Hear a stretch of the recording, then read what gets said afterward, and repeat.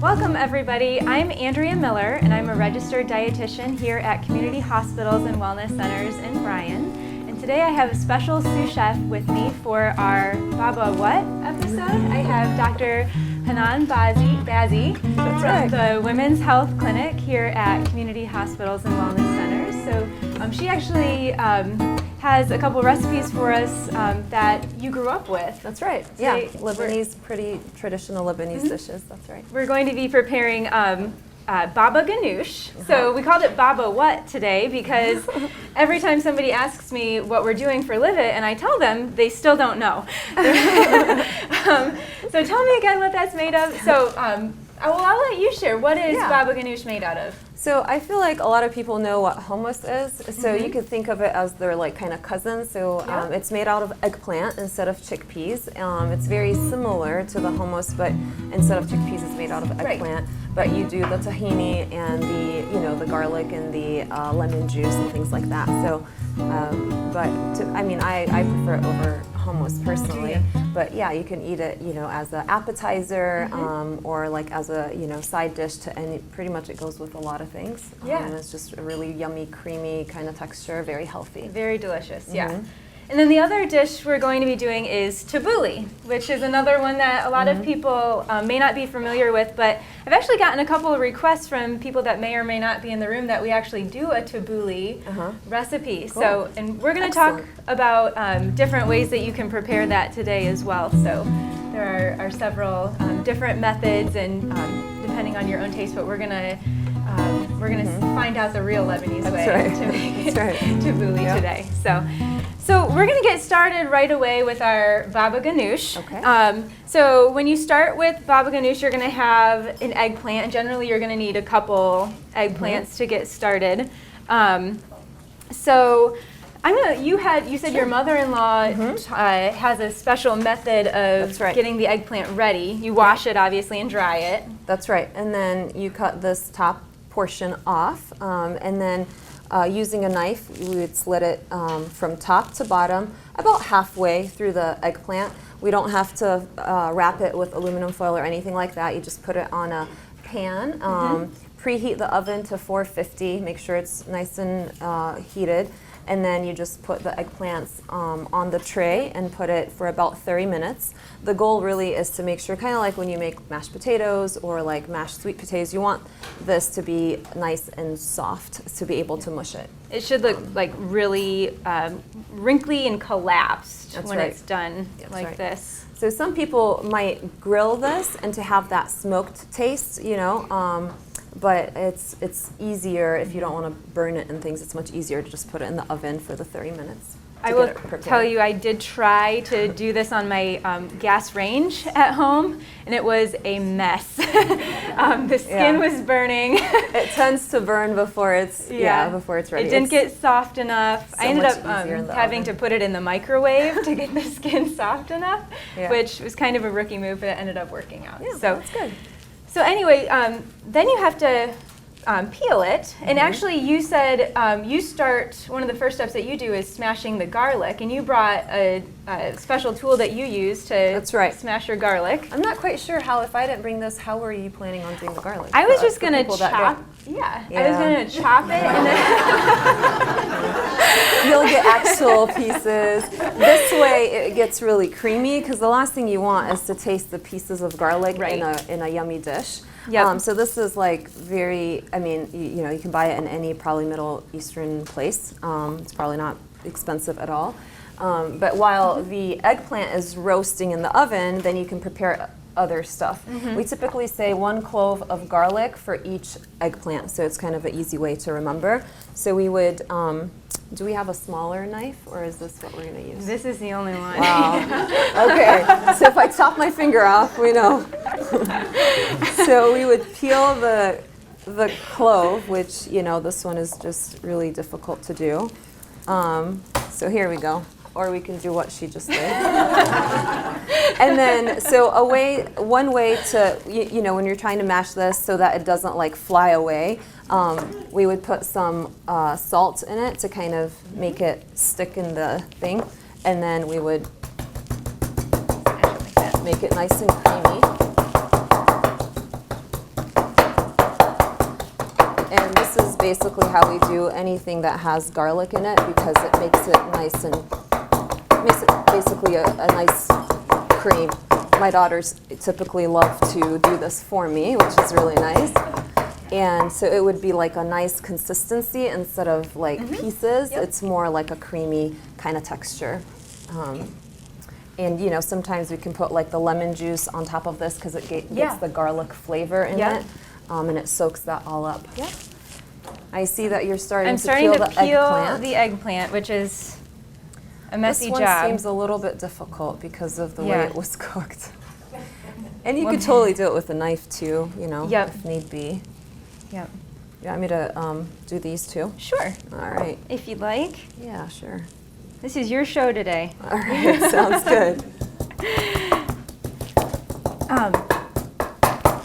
Yep, so I'm just working on taking off the skin. And now when you make this, traditionally you do not use a food processor. That is correct. You use You can mash forks it with that. Yep. Okay. You can just mash it with this. Or you can use I mean, it's not right or wrong, it's just Yep.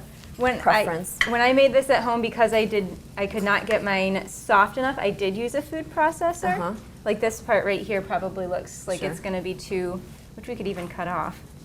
You can think of it as like making mashed potatoes, you know. I'm sure some people like to do it by hand, mash it up, and others want to do it in the food processor. It also depends how creamy you want it. And it doesn't have to be super creamy like a hummus consistency. And that's, you know, that's fine. So there's one. Which is very poorly peeled, I see here. So there shouldn't be any skin left on it before you know, otherwise it might be a little bitter. So, and you know, if we can't do both, that's fine. But. So basically this is no black on it. This is a disaster. Oh goodness. Okay. All right. So does that go right into a bowl? Yeah. Then? Okay. Yeah. So we can use either one. All right. And there's a lot of. This is going to be hard to get all of the. This is also not as, you know, because not all of it is soft. So, but you can, you know, you can use. And typically, we would, if there's a lot of seeds, we typically remove those as well. Okay. And it seems like this eggplant has quite a few seeds because you don't necessarily want it with seeds, you know. Do you usually use this type of eggplant, or do you use like the longer, skinnier? No, that one is good. You know, the more pulp, the more quantity you'll get. But definitely removing the seeds will probably have been a little bit easy, you know, yummier without the seeds. But it's okay. I grow. Some people call them Japanese eggplants in my garden, and I feel like they have a little bit less of the seeds in them. Definitely don't want the seeds. Yep. So we put the garlic. Do we have the lemon juice? Yep, we can. You're fine. You can finish that. All right. Let's do this. Yep. Alrighty. And do you use about 2 lemons? Yeah. I mean, it's a lot of it is to taste. So you know. Some people like it a little bit more sour, others don't. I feel like the garlic might be a little bit more because our eggplants were smaller and we also have to cut some of it off. Yep. So, excuse the seeds. It's not supposed to be here, but all right. How are we going to juice this? Just squeezing it by hand. So there's going to be seeds in this too. Not supposed to happen. But it's all good. We can scoop them out. No one is going to eat this, right? No. I wouldn't recommend it. Okay, so we have some lemon seeds here. Removing. Yep. Yeah. Okay. Lots of them right here. Okay. All right. Well, I got most of it off. There's probably still a couple little. Yeah, okay. It's okay. We just won't. It's just for demonstration. It's okay. Okay, so yeah, you mash it. You want it kind of like a puree consistency, kind of like baby food.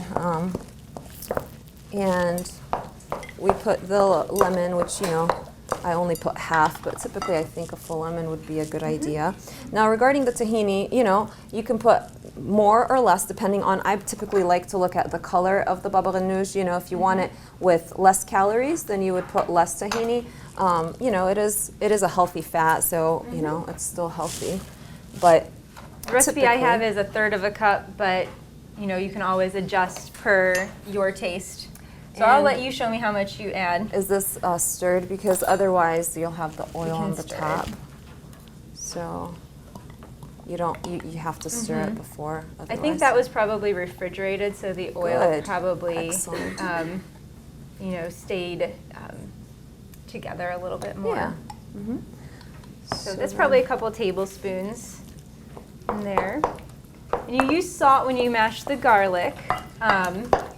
So we have some salt in there. Would you add any extra salt, or is it just kind of like a per taste? Per taste. Okay. Typically I do, because the garlic is just like a little pinch of garlic, but absolutely per taste. It's always better to add than have too much salt, and then, you know. Right. Get these out. And you know, some restaurants actually put like a tablespoon of yogurt with like with each eggplant, and the reason is more cosmetic, so that the color is a little bit lighter, more white. But typically at home, we don't usually put yogurt in it because it lasts longer without the yogurt. But that's more just for color. Some people, like let's say if they have a reason as to they can't have tahini at all, you know, you could potentially do it without tahini. It's not that good though without it. But I think the tahini, I mean, I know people make hummus without tahini, and I think it needs the tahini. It smells really like good the now. nutty flavor that it adds. Absolutely, yeah. So we just make sure that there's no chunks or anything like that, and you know, obviously that looks great. No skin or anything on it, but it would look something like this. And I would say this color is pretty good. You know, you don't want to put too much tahini, but I think this is a pretty typical color for it. It looks pretty good. And now in the recipe it says that cayenne pepper is optional, but you said you never add the cayenne. Yeah, typically no. It's not like a spicy, you know, thing, but you know, absolutely if you want to. And then you would put it in like a nice long plate, and you can put, you know, some diced tomatoes just for decorating. Do you use olive oil in it?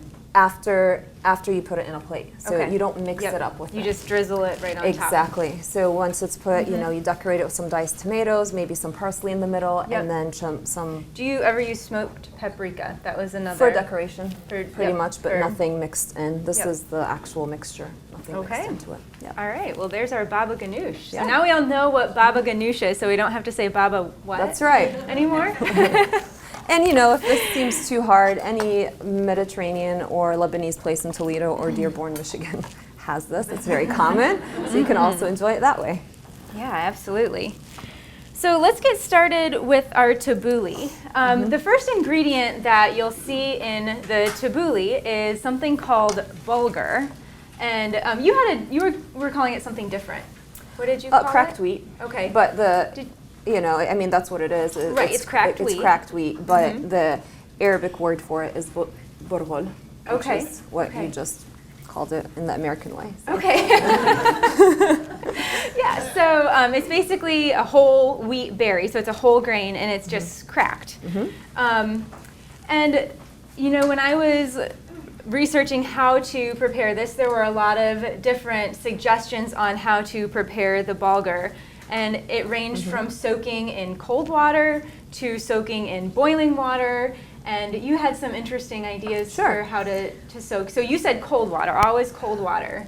That's right. So first of all, the cracked wheat, when you go to somewhere to buy it, there are multiple grades, if you may. So there's like you want to get the super finest one that you can find. So I feel like this is even a little bit bigger than what I'm used to. It should be the finest, because it shouldn't crunch in the tabbouleh, and it should be the finest that they have, because it goes from like fine to coarse, coarser, you know. And then to prepare it, you could absolutely put it in warm water, depending on how much time or not time you have, because as you're chopping the vegetables, you can soak it in warm water. Basically, the goal is for it to be not crunchy. Another way that some people do it, like my mother-in-law, would soak it in lemon juice, and it just gives it a better taste to it, instead of just being with water. But yeah.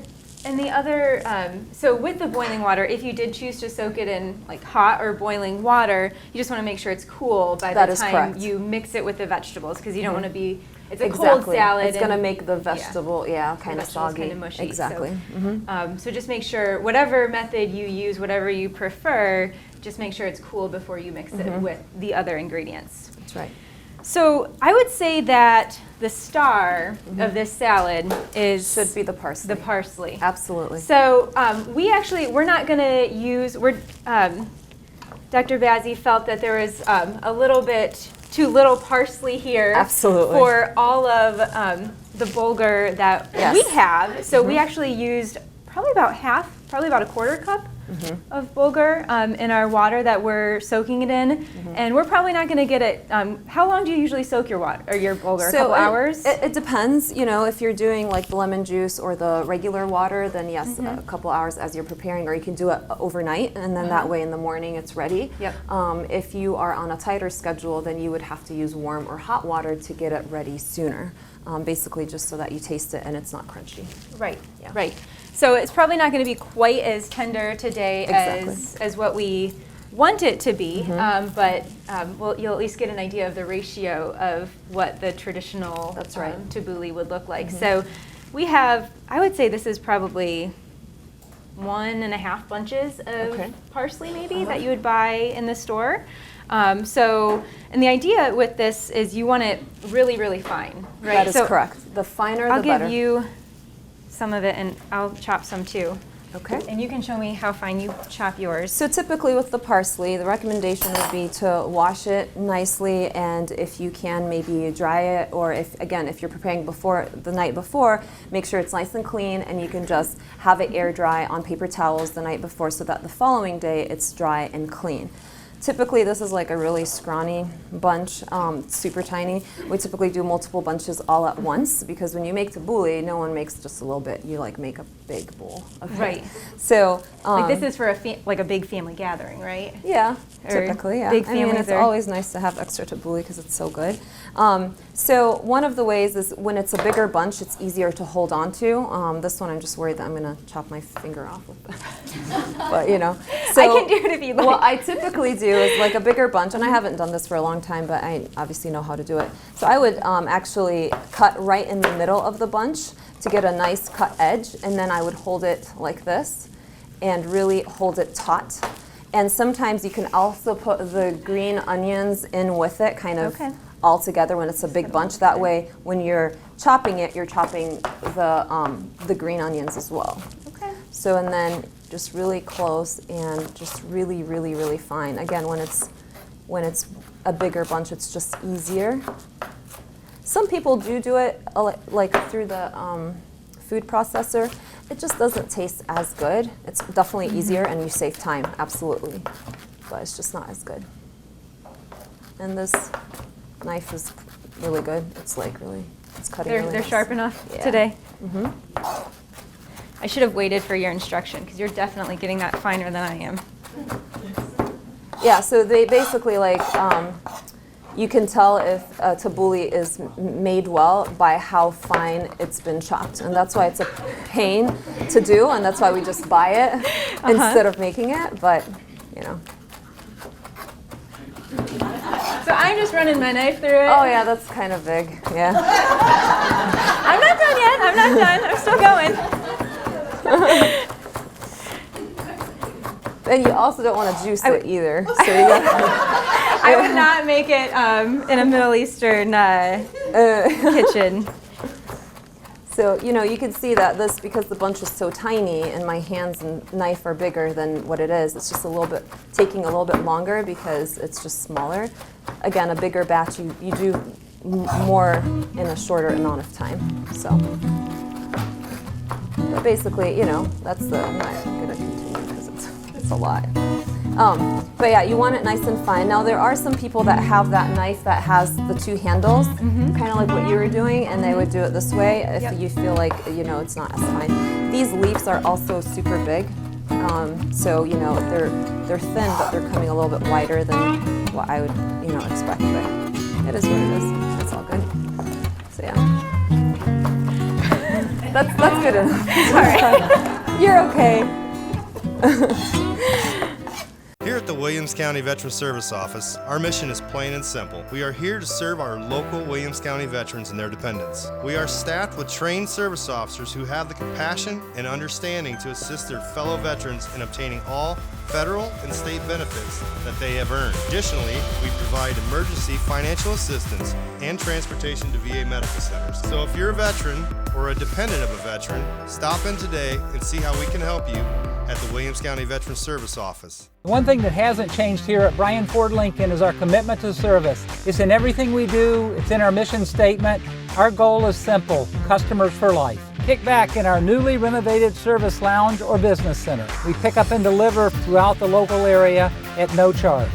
So the next time you need service on your Ford or competitive make vehicle, come out and see us at Bryan Ford Lincoln and see why we've earned Ford Motor Company's President's Award 7 times running. So then the tomatoes are going to be a very similar thing, where we want them nice and small. And I chose Roma tomatoes. I don't know what type of tomato you use, but I definitely recommend, most importantly, is that it is not super ripe, because again, you don't want it to become super juicy when you're doing it, because then it'll make everything soggy. So you want it nice and red, of course. Romas tend to be a little Harder, firmer. firmer, Yep, less exactly. juicy. Yeah, I agree. So I guess I should have finished that. And just to speak about the nutrition of parsley, it's so healthy for you. It's rich in vitamins and minerals, antioxidants, anti-inflammatory benefits. And speaking to your specialty, it's also a really good source of folic acid and also iron, I found. So lots of good benefits as far as the nutrition goes for parsley. And it's really cheap to buy in the grocery store. You can buy it pretty much in any grocery store, and it's less than $1 a bunch, which you'd need several bunches to make a big bowl of really good tabbouleh, but pretty easy herb to find, so definitely has much more of a benefit than just as a garnish on your plate. So this is a very nutritious salad. So I'm going to start chopping the tomatoes as finely as possible, hopefully trying not to embarrass myself. Look how sharp this knife is. I just want to say it is cutting pretty sharp, yeah. Agreed. very well. So my method of cutting tomatoes is, and I may even change it a little bit. These are a little bit juicy. Would you leave the seeds in or take them out? No, it's fine. You can leave them in. So the way I do them is I cut it in half, and then I do the thin slices, and then go vertically. Yep. So I'm setting them up to be diced small. Kind of similar I methods. feel like if the tomato is larger too, you get, it's the same movements, but you get more done faster. So Right. Is this about the right size? yeah, that's okay. A little smaller? Yeah, but it's fine. So small. Again, when you want to do it at home, it doesn't really matter. Right. It's just yummier when it's smaller. It's not like it's wrong. It's just, And basically, the sample that we have for today isn't a good representation of tabbouleh. So, you're not supposed to see the burgle that much. It's not a couscous meal or something like that. You really should see the green and the red. And tomatoes is what makes it really yummy. Red tomatoes and lots of it. That's key. So primarily this is red kind and of green. this is kind of Okay. the tiny little ones. And again, I just feel like by hand it comes out yummier than doing it. But of course, a lot, there are people that do it in the food processor, and there's nothing wrong with that. It's it almost reminds me of a similar texture of like a salsa. Yep, you can absolutely think of it that way, yeah. But won't necessarily eat it with like tortilla chips. Yeah. What would you, usually I see this eaten more as like a salad, but in what ways would you eat it? It's kind of like, American culture, how they have like potato salad when they go on a picnic or something. Yep. We would think of a tabbouleh if you have a barbecue, get together, anything like that. It's like It would be so yummy with like a barbecue, picnic, really any type of lunch or dinner. And you can also eat it with a lettuce leaf. So a lot of people, you know, traditionally, after you have the tabbouleh done, you can obviously eat it with a fork and a plate, and you can also put like a couple of tablespoons in a leaf of lettuce and eat it like that. And it's really good that way too. So we typically decorate it with lettuce. Sometimes, like at restaurants, you would see lettuce leaves placed in the like bottom of the bowl, and then they put the tabbouleh on top, and then you decorate it with some lettuce on top too, like baby leaves. So.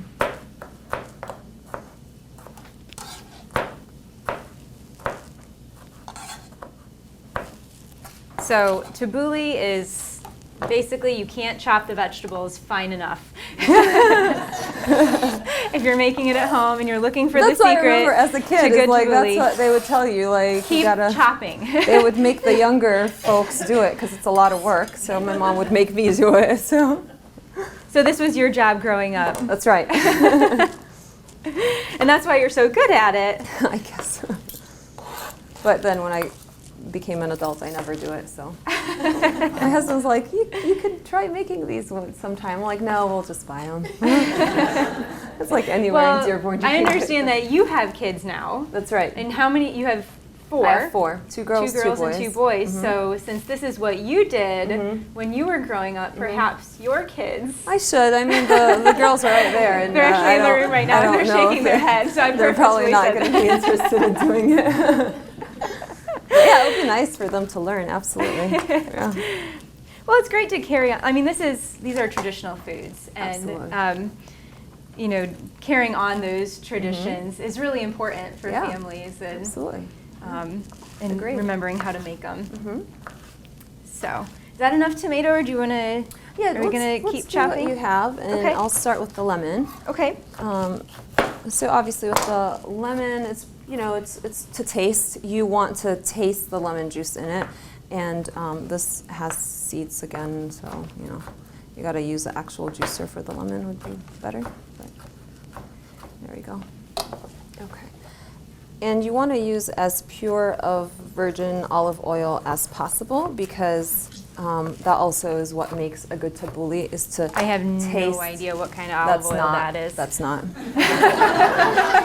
Just so that you know. And the reason I know that is by looking at the color. So real, virgin olive oil, pure, like fresh squeezed, is typically much darker than this color, and you can't really see through it. It's like a thicker, and it smells delicious, and it's a dark. Obviously you get what you get here, but it's almost really fruity. I find that if I get a really good olive oil, I put it on popcorn once, and the people that were eating it were like, is there something fruity on here? Yeah. And I didn't understand why, and then it dawned on me it was the olive oil. It was a good quality olive oil, and it was very fruity. I mean, the fresh ones, my father-in-law, when he visits, they have olive trees, and they make their own olive oil, and he brings it with them every time he goes visits, and it's just delicious. I mean, you can smell, you can smell it. Yeah. And it's much thicker and really, really good. Yeah. All right, I think this is a good... And olive oil is really good for you, too. Yeah. Great for inflammation. And this is a perfect kind of green to red color. And when you put that too, I mean, you never can get like too much. Obviously, the main is the green and then the red, but this is what it should look like versus what that looked like, So the burghul, when you put it in here, it should you can notice it, but it's not the dominant one. So maybe with this, I would put maybe like a tablespoon of burghul with it. You also have to remember that after it is soaked, it grows in size just a little bit because it absorbs that fluid. So it gets a little bit bigger. And some of the juice from like the tomatoes and the parsley, once it sits as a salad together, will make it softer. Yep, and that will make this softer too. So sometimes if the cracked wheat is not 100% ready, and you put it and you mix it, and you're waiting for whatever, like the dinner that you have or whatever, typically that time is enough for it to get soft too. And now, how long would you say would this last in the refrigerator? So, if there are leftovers, what I would recommend is to drain any extra juices from the tomato from it so it doesn't become soggy. And, the following day it's still really good to eat. Okay. It's not like it's going to go bad, it's just not as fresh. And the color sometimes. So we have some mint. That's the other Yep, that's the other thing ingredient. that we're going to talk about. So, yes, we can absolutely use the fresh mint. However, a fresh mint is known to become black when it's chopped and it's mixed. So if you want to avoid anything black looking in the tabbouleh, what I would recommend is the dried mint. And it's much easier. You can just buy it. It's already like little flakes of dried mint, and you just put it. It gives a nice smell to it and things like that. But you can put fresh. You can also decorate it with fresh mint at the very end with lettuce, and it looks really good. But I'll let you do that part. Right. This looks really good. You want me to do the green olives? Sorry, not the olives. I keep saying the onions. Yes. Let me go ahead and do this. Sure. Yeah. So then the other green ingredient is the green onions or scallions. And is that what you would traditionally use, the scallions, or would you Yes. ever use like an onion? No. Always the green. scallions. Yep, absolutely. And again, if it's a big batch of parsley, what we would do, and typically, they would be nice and thin. These are kind of fat, but you can put it in the batch of parsley, and then as you're chopping it, you're chopping this too. So it's 2 in 1. It just makes it faster. But for this one, I'll probably just cut in, because you don't want a big piece and everything else being small. Well, we're cutting everything else so small. Exactly. And the mint is being difficult to get really small. Exactly. here. That's why the dried one is already, Yep. it's just so much easier. Speaking of mint, though, it practically grows like a weed in this area Exactly. at this time of year. Very true. So if you're planning on planting it in your garden, be careful. It will go everywhere. Right. And you will never get rid of it. Again, with these, I just cut it in half because, again, it's half the time that it takes. So instead of chopping finely for a longer period of time, I just cut it in half and made the batch a little bit bigger, and then it's a shorter distance to cut instead of having it full length.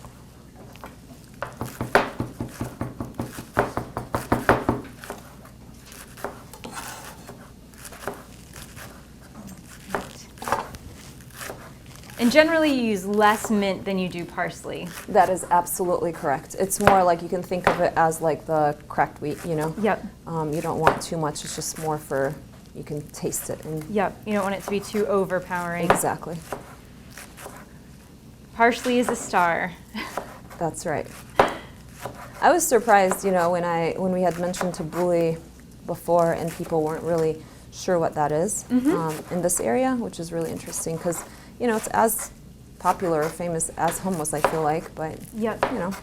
yeah, it is a small Well, like I said, town. I have gotten a couple of requests because every month we ask what types of dishes people are interested in, and I do often get, I have a couple times at least gotten a request for tabbouleh, so some people know what it is. That's good.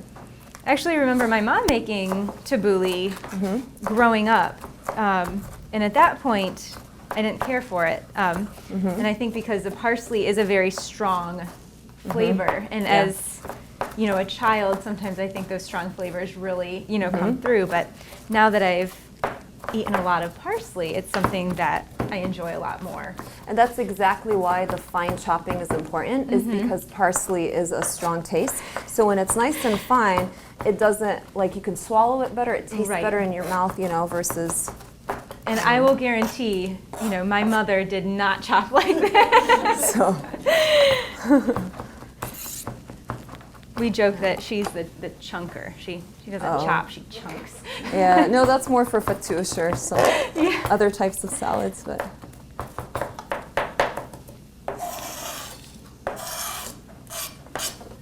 All right. Call that enough mint. Yep, that's plenty.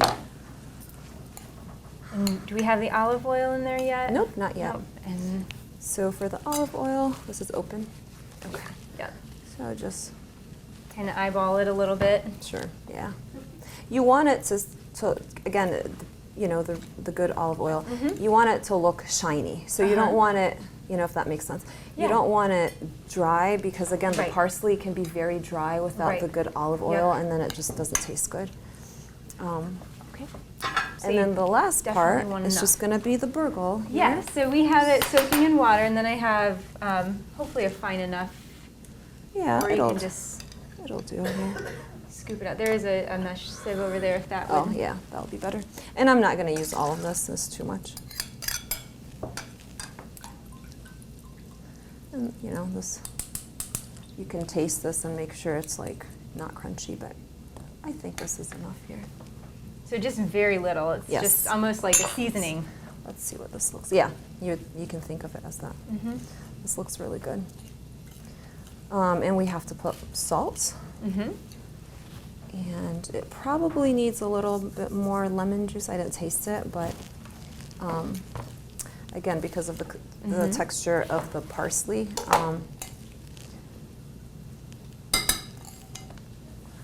So you can see how it's like the main color is green.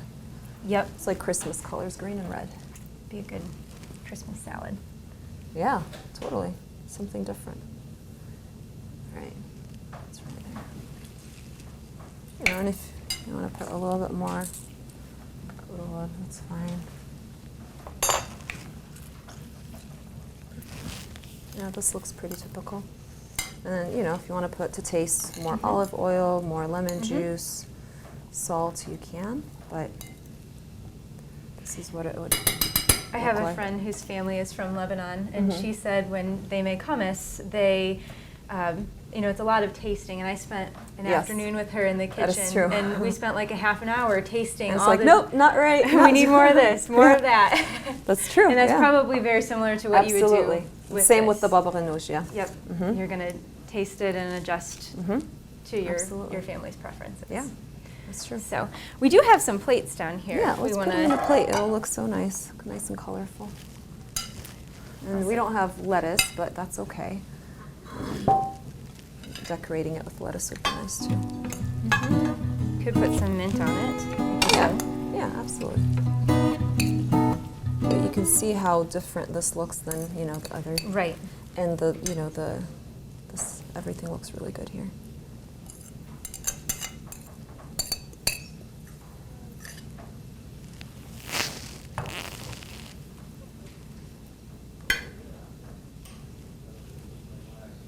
Excellent. We can Down the other end. put the baba ganoush if you want. I can do that. Okay.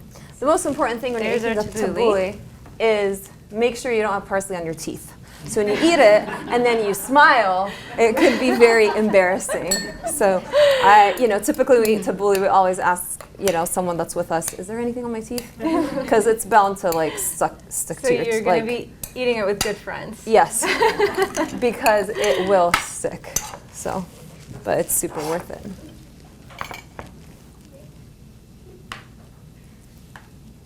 That looks awesome. Yeah. Now we have a little bit of, you know, black stuff, but overall it looks pretty good. There's a little bit bigger. There And we then go. you drizzle then with, Yep. I'll let you,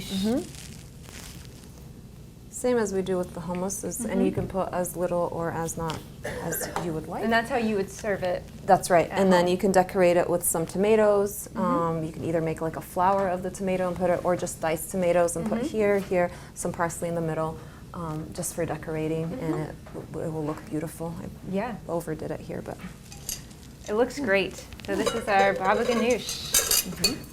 So, very nice. Well, thank you so much, Dr. Yeah, Bazzi, it for was joining me fun. today Yeah, and my telling us all pleasure. your secrets. yeah, my pleasure. So I will definitely do a better job at making tabbouleh and baba ganoush now that I That's know okay. all your tricks. Yeah. So It was a lot of fun. Yeah, yeah, and thank you to our audience members for joining us today. thank you. And does anybody have any questions for me or our pro? How much dragnet would you have put in that? Well, it depends on how much. I would say maybe, you know, a tablespoon would be reasonable. Yeah. And then then you can taste it. If you like a little bit more, you may. It depends how much parsley and how big. But for this quantity, probably a tablespoon would be good, yeah. Is there a difference between spearmint and peppermint as far as what we use in cooking? I would say yes. Yes. I mean, there are a lot of different varieties of mints. If you go to like a greenhouse, you'll find like pineapple mint and chocolate mint and all sorts of different cultivars. But I don't know that just the general mint for this type of recipe would probably be recommended. And if you use a different type of mint, it's going to give it That's a right. slightly different flavor. I agree. Yeah. Yeah. Do you just flat leaf parsley then? Do you use curly or flat leaf most often? Flat leaf. Yeah, it's less coarse. Yeah. And when you were going to do the eggplant, you were going to cut it in half and then roast it? Good question. No, not all the way in half. So we would remove this top here, and you would just kind of slit, maybe go half the depth, not all the way through. So some people kind of do the fork and kind of do that. You just have to some way so that the heat can go on the inside. So just like from top to bottom, halfway the depth, and just put it in the oven on the tray. She said she did not use any olive oil on the tray. That's correct. So Nothing. I saw some recipes as that is. says you put oil on the tray, and your recipe probably says that, but for our expert, you don't have to. Yeah, we're just roasting it, and then you're gonna peel the skin here, so you don't need that. Good questions, guys. Anything else? Thank you.